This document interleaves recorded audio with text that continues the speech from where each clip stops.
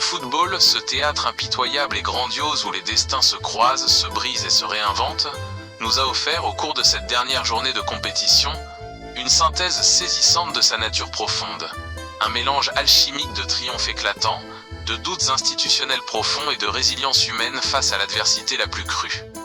Dans le sillage de cette soirée électrique, 3 tableaux contrastés s'imposent à notre analyse, nous rappelant que ce sport, bien plus qu'un simple jeu de statistiques ou de schémas tactiques, demeure une épopée narrative faite de chair, de sang et de psychologie. D'abord, il y a la tragédie qui a frappé le Canada, où la liesse d'une victoire écrasante 6-0 face au Qatar a été instantanément étouffée par le silence glacial qui a envahi le stade après la blessure atroce d'Ismaël Koné.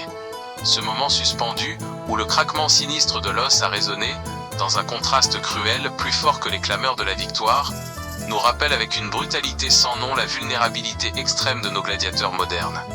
La scène, insoutenable, a vu la jambe du milieu de terrain se déformer, figeant les téléspectateurs et les acteurs présents sur la pelouse. Cette blessure n'est pas seulement un fait divers médical, c'est un basculement. Comme l'a souligné Jesse Marsh, visiblement ébranlé, ce n'était pas seulement un membre de l'équipe qui tombait, mais une pièce maîtresse, le cœur battant d'une formation qui se voyait déjà qualifiée. La réaction de l'entraîneur, évoquant le traumatisme du banc, témoigne de la dimension émotionnelle qui transcende le simple cadre sportif. Pourtant, au milieu de cette détresse, c'est le geste de Koné, saluant la foule depuis sa civière, qui demeure le véritable legs de cette soirée. Cette abnégation, ce souci de l'autre alors que son propre corps venait de lâcher, est un hommage vibrant à la noblesse d'âme. C'est la définition même de la résilience. Trouver, dans le chaos de la douleur physique, la force de rassurer ses semblables.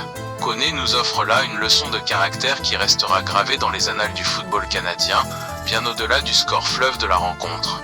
À l'opposé de cette solidarité canadienne exemplaire, le climat qui règne au sein de la sélection portugaise offre un miroir bien plus terne, empreint de polémiques stériles et de soupçons persistants. Là où le Canada pleure son leader, le Portugal semble se déchirer dans les méandres d'une relation complexe, presque fusionnelle et hautement controversée, entre un sélectionneur, Roberto Martinez, et son capitaine iconique, Cristiano Ronaldo. La presse portugaise, souvent le baromètre du sentiment national, ne s'y trompe pas, exaspérée par ce qui ressemble à une subordination institutionnelle. On reproche à Martinez de privilégier l'aura de la star au détriment de l'efficacité collective, alignant un joueur dont les prestations ne semblent plus répondre aux standards d'exigence d'une compétition mondiale. Mais la polémique dépasse le simple cadre tactique. Les rumeurs insistantes liant Martinez à un futur poste à Al Nassr, club où évolue justement Ronaldo, injectent un poison lent dans le vestiaire.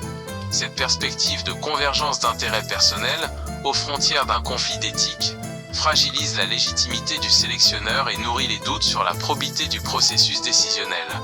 Qui commande réellement au sein de la Seleção? Cette question, posée avec insistance par des titres comme L'Équipe ou Au Globo, illustre le malaise profond d'une nation qui se demande si elle est en train de sacrifier ses ambitions sur l'autel de l'idolâtrie et des tractations extrasportives. Au milieu de ce tumulte, c'est le football, le vrai, celui qui s'exprime dans l'urgence du terrain, qui a repris ses droits grâce à la magie de la jeunesse et de l'imprévu, magnifiquement illustré par la Suisse.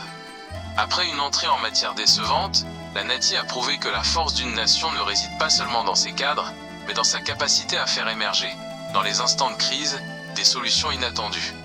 L'entrée en jeu de la pépite Johan Manzambi a agi comme un catalyseur, une étincelle capable de faire sauter les verrous les plus hermétiques de la défense bosnienne.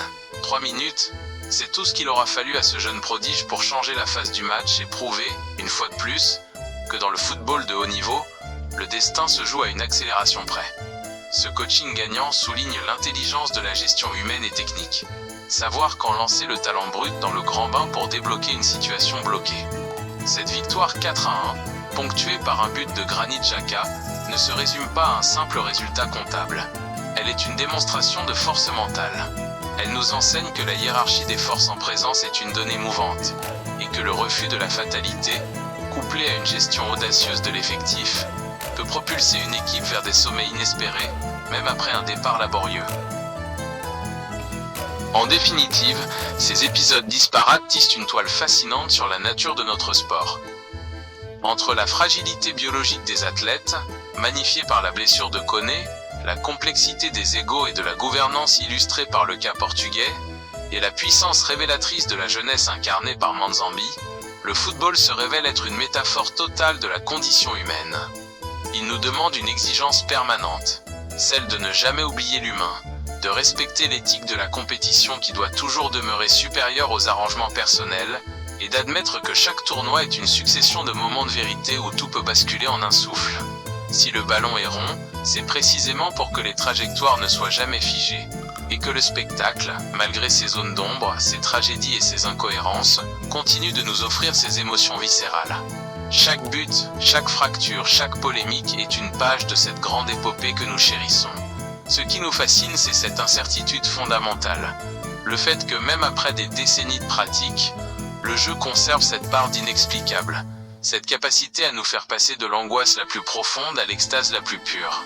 En fin de compte, nous sommes les témoins de ces destins qui se croisent, et à travers ces épreuves, ce n'est pas seulement le football qui grandit, c'est notre compréhension de la résilience, de la loyauté et du génie qui s'affine, confirmant, s'il en était besoin, que ce sport reste, envers et contre tout, le miroir le plus fidèle de nos propres contradictions et de notre inaltérable soif de transcendance. Pensez-vous que la pression médiatique sur le duo Martinez-Ronaldo puisse réellement faire imploser le vestiaire portugais lors de leur prochain match, ou au contraire, provoquer un sursaut d'orgueil salvateur ?